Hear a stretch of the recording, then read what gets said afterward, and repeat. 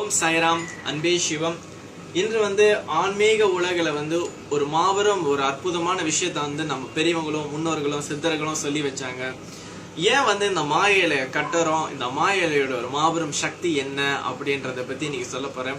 ரொம்ப பேர் சொல்லுவாங்க, இந்த மாதிரி அடியன்ட்டையும் ரொம்ப பேர் கேட்பாங்க, ஐயா எங்க வீட்டுல ரொம்ப கண் திருஷ்டியா இருக்கியா, வீட்டுல இருக்கிறவங்களுக்கு எல்லாம் ரொம்ப கண் திருஷ்டியா இருக்கு, இது எப்படியா போக்குறது அப்படின்னு சொல்லிட்டு அடியன்ட்ட கேட்டாங்க. ஸோ ரொம்ப ஒரு எளிமையானதும் ரொம்ப அழகானதும் ஆழமான ஒரு சத்தியத்தை இன்னைக்கு உங்களுக்கு நான் சொல்ல போறேன். இந்த மாவு இலை என்பது ஒரு சாதாரண இலை கிடையாது. இது ஒரு மகிமையான இலை, மாபெரும் சக்தி வாய்ந்த இலை, நிறைய மாயாஜாலங்கள் அற்புதங்கள் செய்யக்கூடிய ஒரு இலை இந்த மாய இலை. இந்த மாய இலையை அந்த காலத்துல சும்மா நம்ம பெரியவங்க வீட்டு வாசல்ல கட்ட சொல்ல, இதுக்கு பின்னாடி அவ்வளவு பெரிய ஒரு அற்புதத்தையும் ஒரு பெரிய ஆழ்ந்த உண்மையும் ஒரு சூட்சும சக்தியும் வச்சுதான் அந்த காலத்துல கட்ட சொன்னாங்க நம்ம பெரியவங்க. சரி, ஒரு மாய இலைக்கு ரொம்ப முக்கியம் என்ன அப்படின்னு பாத்தீங்கன்னா, இந்த கூறு பகுதி ரொம்ப முக்கியம். ஏனென்றால் இந்த மாய இலையில இருக்கிற ஒரு மாபெரும் ஆற்றல் இந்த கூறுல இருந்து தான் வெளியாகும், ஃப்ளோ பண்ணும். சரிங்களா? ஒரு வீட்டுல மாய இலையை கட்டிட்டு அந்த மாய இலைக்கு கீழே ஒருத்தவங்க வராங்கன்னு வைப்போமே.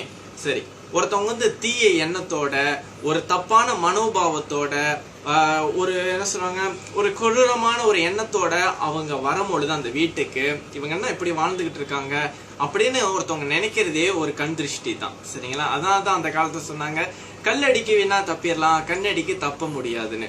அப்ப ஒருத்தவங்க இந்த தேவையில்லாத எண்ணத்தோட தேவையில்லாத மனோபாவத்தோட ஒரு வீட்டுக்கு வரும் பொழுது அந்த வீட்டுக்கும் சரி அந்த வீட்டுல இருக்கிறவங்களுக்கும் சரி எந்த ஒரு நல்லதுமே நடக்காது, ரொம்ப கஷ்டங்களும் ரொம்ப முடியாம போற ஒரு சூழ்நிலை வரும். அதனாலதான் தேவையில்லாத ஆளை உங்க வீட்டுக்கு நீங்க சேர்த்தீங்கன்னா, நீங்க நல்லா உங்க வீட்டுல இருக்கிற செடிகளையும் மரங்களையும் நீங்க நல்லா பாத்தீங்கன்னா அது ரொம்ப வாட்டமா இருக்கும். இந்த துளசி செடி முக்கியமா நீங்க பாத்தீங்கன்னா உடனே கருகி போயிடும். இதெல்லாம் நீங்க பார்த்திருப்பீங்க அனுபவத்துல. இதெல்லாம் ஏன் நடக்குதுன்னு பாத்தீங்கன்னா, தேவையில்லாத அதிர்வலைகள். நம்ம எண்ணத்துக்கு சக்தி உண்டு, அதே போல தேவையில்லாத ஒரு மனோபாவத்தோட தேவையில்லாத ஒரு எண்ணத்தோட ஒருத்தவங்க உங்க வீட்டுக்கு வரும் பொழுது ஒரு பெரிய அபாயம் இருக்கும்.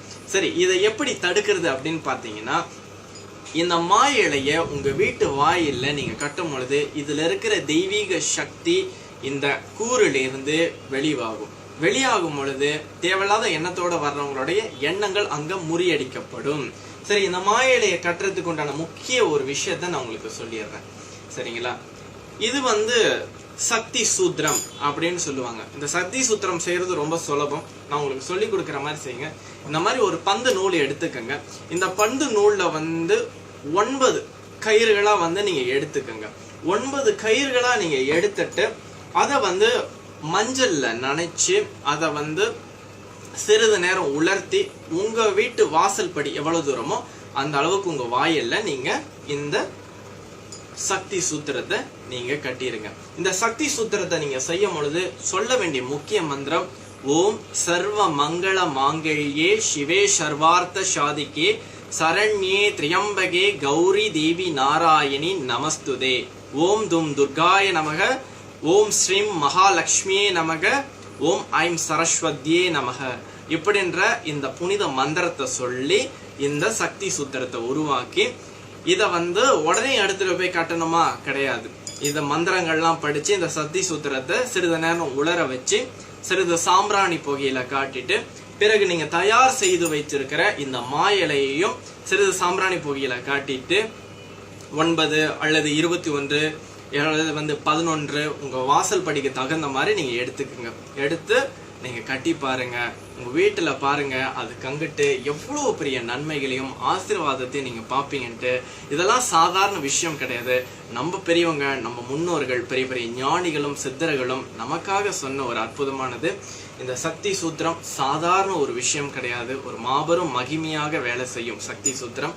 அடுத்து இந்த மாயலையும் ரொம்ப சாதாரண விஷயம் இல்ல, நிறைய மகிமைகளையும் பொக்கிஷங்களையும் பெற்றது. ஆகையால இந்த நல்ல விஷயங்களை நீங்க செய்து உங்க வாழ்க்கையில நிறைய நன்மைகளையும் நிறைய கிருபைகளையும் நீங்க பெற வேண்டும். இந்த சக்தி சூத்திரத்தை நீங்க பௌர்ணமி உங்க வீட்டுல மாத்திரணும். சரிங்களா?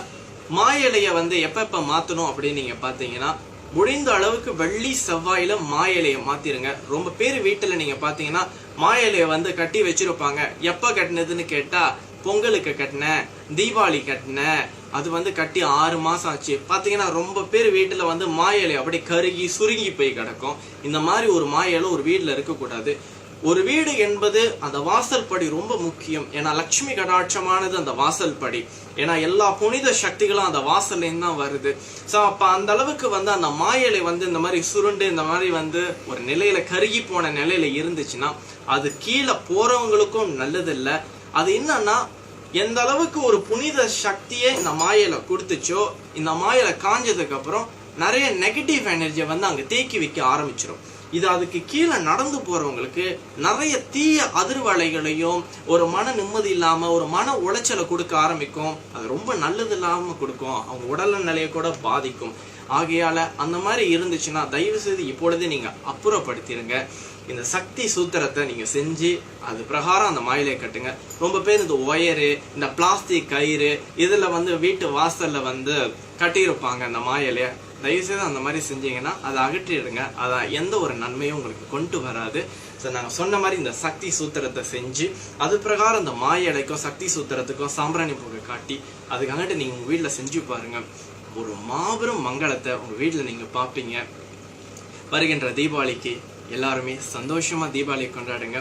இது உண்மையாலே தீபாவளின்னு எல்லாம் சொல்றாங்க. ஆனா அது உண்மையாலே தீபாவளி அல்ல, தீப ஆவளி அப்படின்னு சொல்லுவாங்க. ஆவளி என்றாலே நீங்க பார்க்கலாம், இந்த நாமாவளி, நாம ஆவளி அப்படின்னு சொல்லுவாங்க. எந்த ஒரு விஷயத்தையும் வரிசை பிரகாரம் நம்ம செஞ்சோம்னா அதுக்கு ஆவளி என்று பெயர். ஒரு தீபத்தை ஏத்தி அதை நம்ம வரிசை பிரகாரம் அடுக்கிறோம், அதனாலதான் அதுக்கு பேரு ஆவளி. வரிசையா வைக்கிறாங்களா ஆவளி, அதான் தீப ஆவளி அப்படின்றாங்க. சரி, இந்த தீபாவளின்னு சொல்லி நிறைய பேருக்கு பாத்தீங்கன்னா அந்த அன்னைக்கு தீபாவளி நெருங்கும் போது நிறைய பண கஷ்டம் வந்து ஏன் தீபாவளி வருது அப்படின்னு கூட நினைக்கிறாங்க, நிறைய சுமைகள். சரி, அதனால நம்ம சொல்ற வார்த்தைகள் தான் மந்திரமாக மாறி நம் வாழ்க்கையில் ஒரு பெரிய அளவுல பிரதிபலிக்குது என்று சொல்லிக்கொண்டு இந்த நல்ல விஷயங்களை எல்லாருக்குமே கத்துக் கொடுங்க. நீங்களும் கடைப்பிடிங்க. உங்க வாழ்க்கையில அநேக நல்லது நடக்கும். எல்லாம் வல்ல இறைவனை வேண்டிக் கொள்றேன். அன்பேஷ்.